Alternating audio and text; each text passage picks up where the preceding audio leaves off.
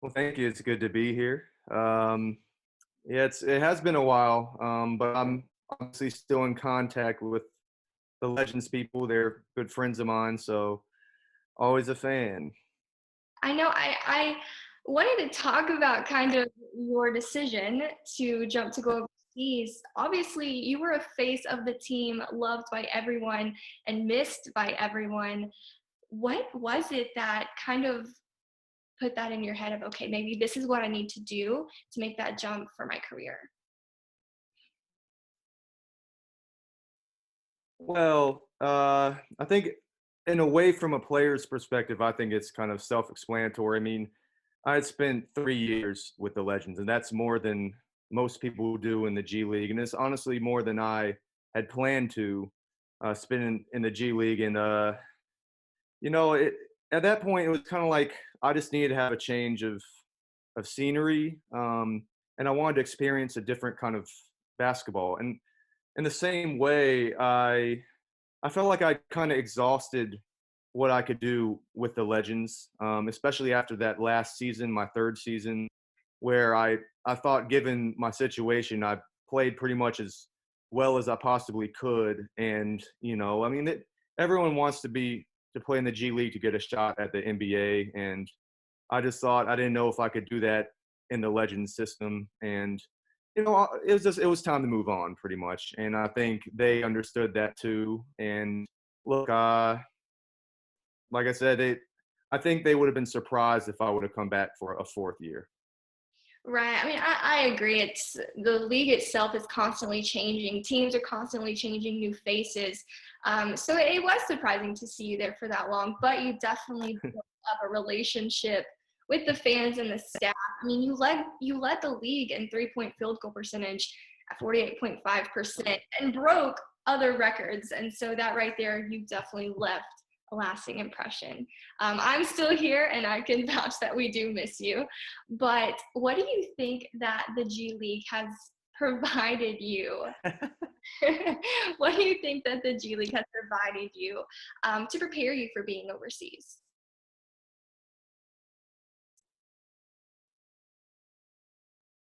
Um, One of the best things about the G League that I experienced was just the overall talent that the G League will forever have. Like I've always said, and many people in the G League say, talent-wise, the G League is probably the second best league in the world. I mean, you have multiple NBA players that are, or guys who have veterans who have played in the NBA, or just great prospects.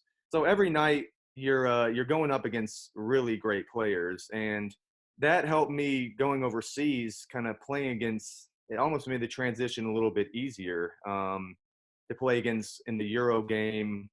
Only in the sense of like the athleticism just isn't quite the same overseas. Now, don't get me wrong. There's bigger challenges than the G League for sure, as far as this game to game stuff. But I don't know that's pretty much what it is. I mean, I have a lot of respect for the G League. I would say, unlike most of Europe, who doesn't really respect the G League, honestly. And I'm surprised, but I kind of understand it a little bit.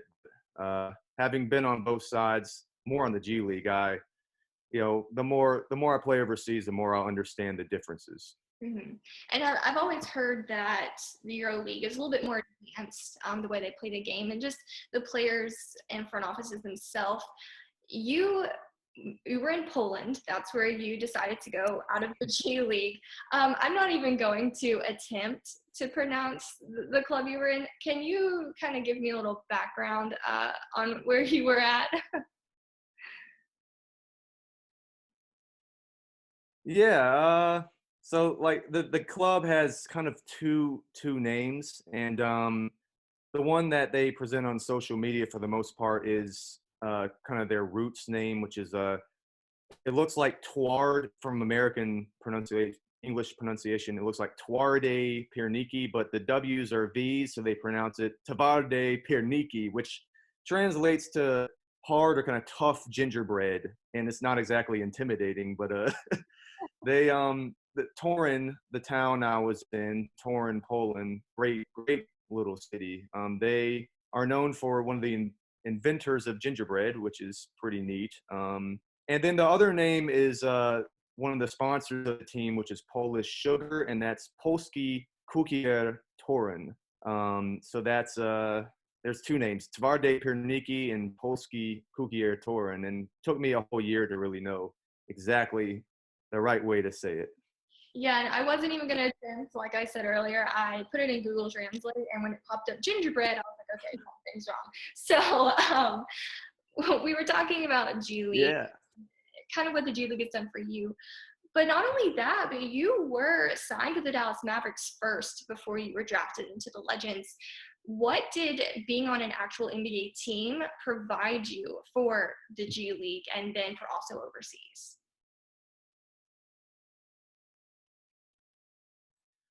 Um, coming out of college, jumping straight into that, the Mavs training camp, it was a 2 months that I will never forget. I mean, it was a dream come true in so many ways. I mean, being in the same locker room as Dirk Nowitzki and at that time, Darren Williams, and Harrison Barnes, and it was that time the Andrew Bogut's brief stint.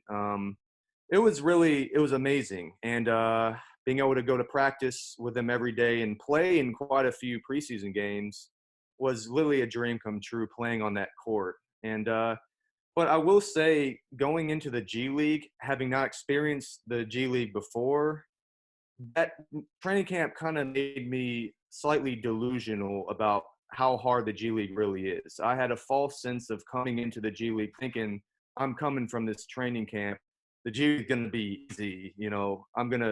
I was going against these NBA guys every day, so now the G League, I'm gonna go in and kill, which certainly did not happen. I had quite the rude awakening my first year, and really made me just have the utmost respect for the G League, a newfound respect. So the Mavs training camp, I'll forever have great memories from that, but it kind of gave me a false sense of the reality of how hard it is to make the NBA and how many great guards there are out there. Yeah. I mean, the G League itself, I personally I love the fact that everyone is just trying so hard to get to the NBA and reach their goal and their dream. Do you keep up with the league at all? I mean, this season, and Yeah. not only with Legends, but other teams?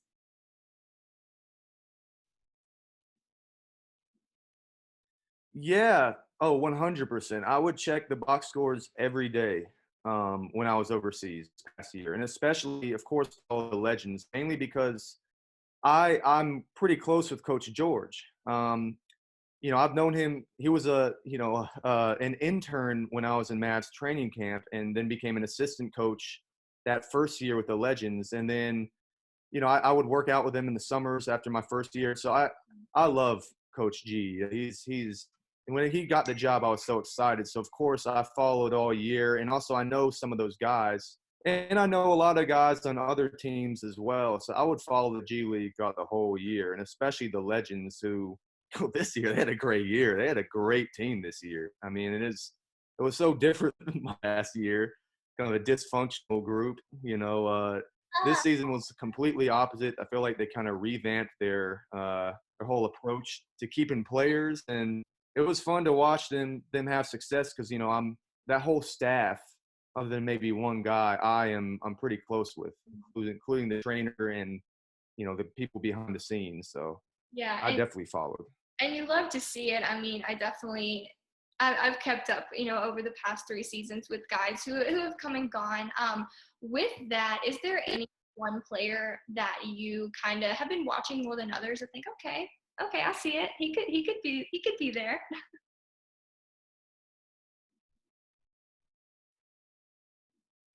Um,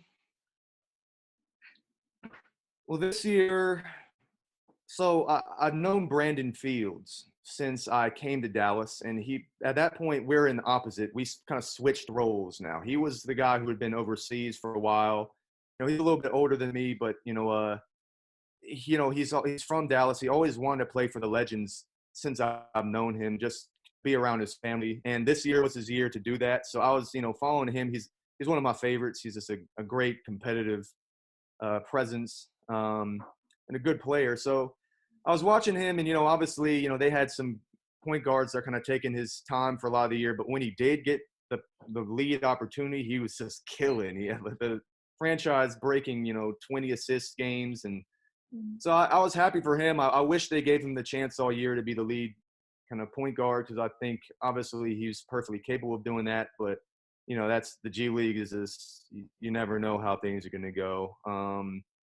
So that's one guy. I'd say that's one guy. And yeah, I could say probably five more names, but that'd take another 15 minutes. So I'll keep it brief.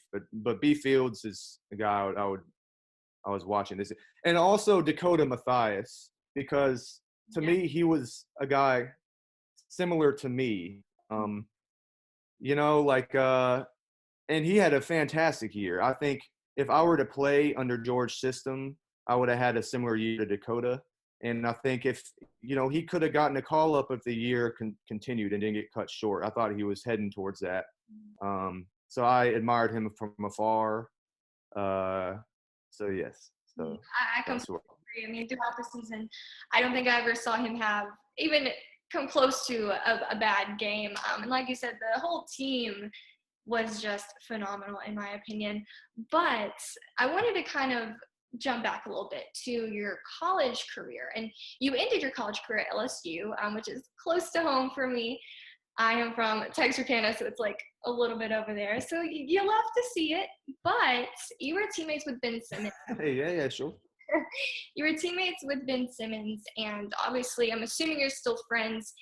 Is there anything that he's been able to give you, guidance or advice for advancing in your career or even your personal life, kind of juggling basketball and, being a family man?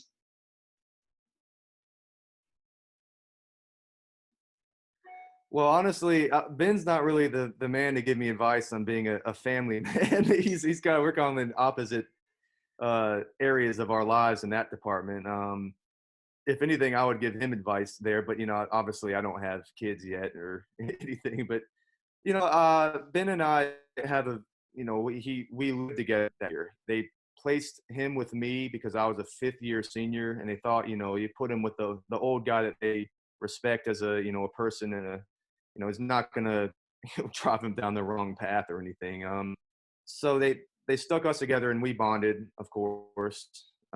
He's a good guy. He comes from a really good family, and I don't really talk to him much about career stuff, because that my role with him is more keep it light. He has so many his life out pretty much 100%.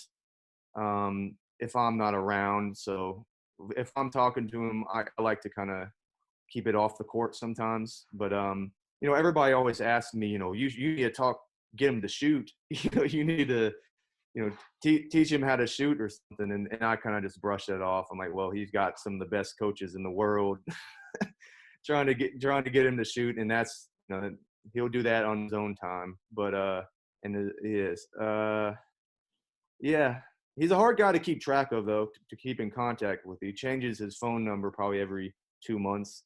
And so I really just keep contact with him on social media.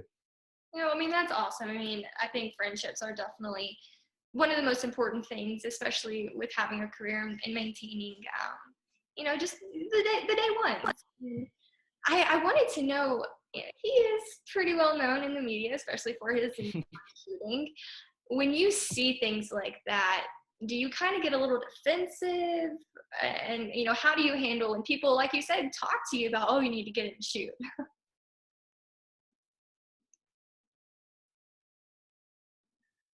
I just think it's easy for them to have an opinion. And even I don't know really what's going on. I mean, uh, Ben's in such the extreme spotlight. He's gonna get hate. If he has a game like he does at such an early age, especially now when social media is such a hub of hate. Kind of, he it's just that kind of world we live in. But if people talk to me, it's mainly always about the shooting thing. That's what they always tell me about. Why didn't like I told you? And I've kind of come up with the guaranteed similar response every time. It's just, look, this is not his thing. And Ben's mindset is, why would I shoot if I can just pass it to somebody who can shoot better? And I tell them that, and they're like, well, okay. I mean, what teammate is not going to want to play with that type of guy? But also, he's an all-star now. He's under a lot of scrutiny for, when the Sixers are kind of a so-so team at some points. He's a young leader, but it's a role he was always going to have. He was always going to be that, superstar pretty much. And now that he's come full circle into that role, it's crazy to watch. Mm. I wanted to touch on the NBA for a moment.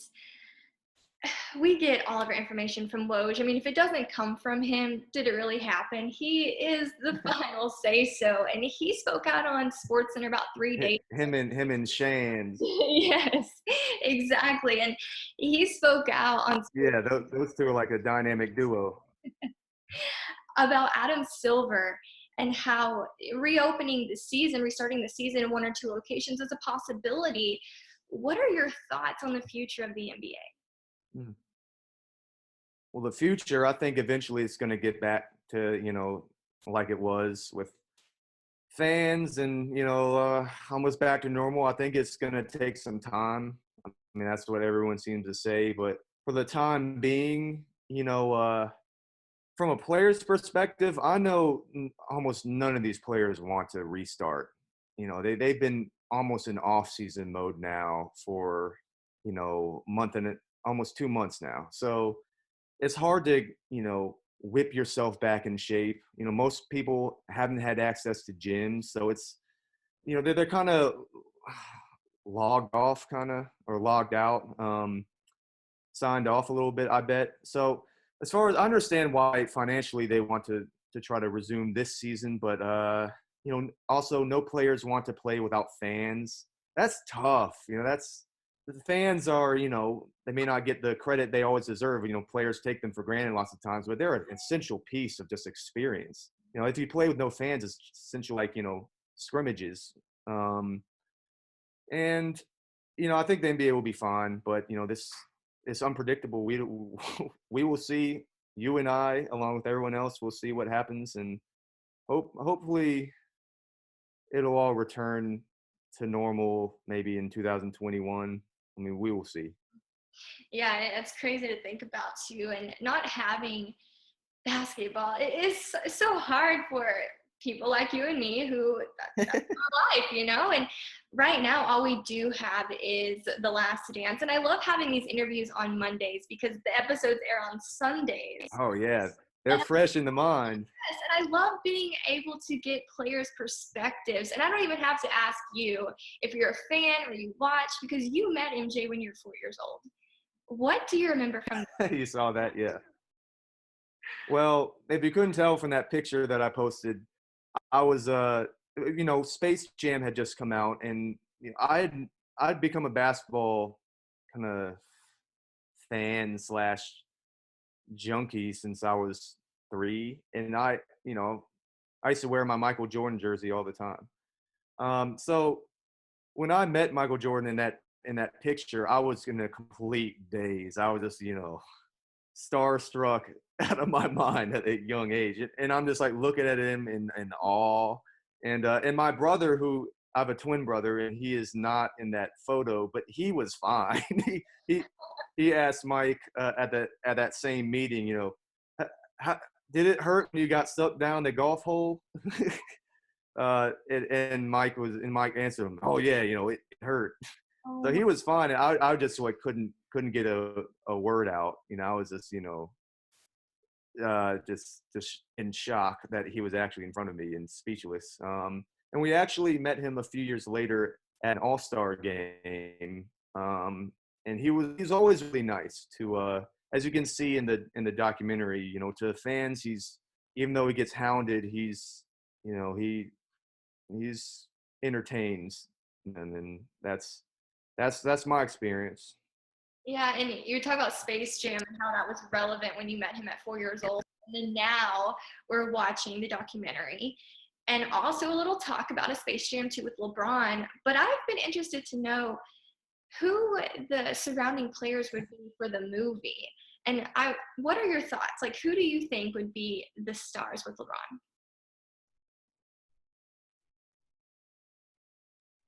Um, I would like to know more about the premise of the movie. It's going to follow a similar path, like they're going to have an enemy team like the Monstars. Obviously, I love to see like LeBron and somebody little, like almost like an Isaiah Thomas, but he's kind of declined from the stardom at this, for the time being. Almost like a Nate Robinson, but he's out of the league. I'd love to see a Greek freak, Giannis. I think he's just meant for that movie, meant for that role. Anthony Davis. Yeah, I think the movie needs Kawhi Leonard too to have that dry humor. I think he would be hilarious in his non-funny way. I think I, I'd highly doubt he would do it, but and I'd like to see Michael Jordan come back and like have some type of role in it.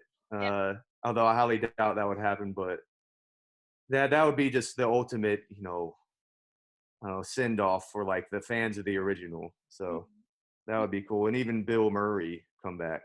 Yeah, seeing everything come full circle, have Michael make a little cameo. I think it would be something definitely, it would be great to watch. I would watch it. I'm excited. I keep up with sports reporter Kristen Ledlow, and Yeah. she cracks me up because she is die hard Lola Bunny. That is what she wants. And, I'm like, hey, let's support it. Oh yeah, she's a gotta come back. It'd be great to see like Michael come back and like dap up Bugs Bunny and hug Lola. that'd be just like phenomenal. Yeah, so I'm with you. Well, I am so glad that I was able to speak with you today and kind of talk about where you're at in life and Space Jam and how you played for a team that was about gingerbread. That's always interesting. So thank you Yeah, so much totally. for joining me today. No problem. I'm glad it ended up working out. Yes. All right, guys. Thank you so much for tuning in. I'm Mallory Carla with Mondays for Mallory. Make sure you check us out on YouTube at Dallas Sports Fanatic. Thank you. Bye.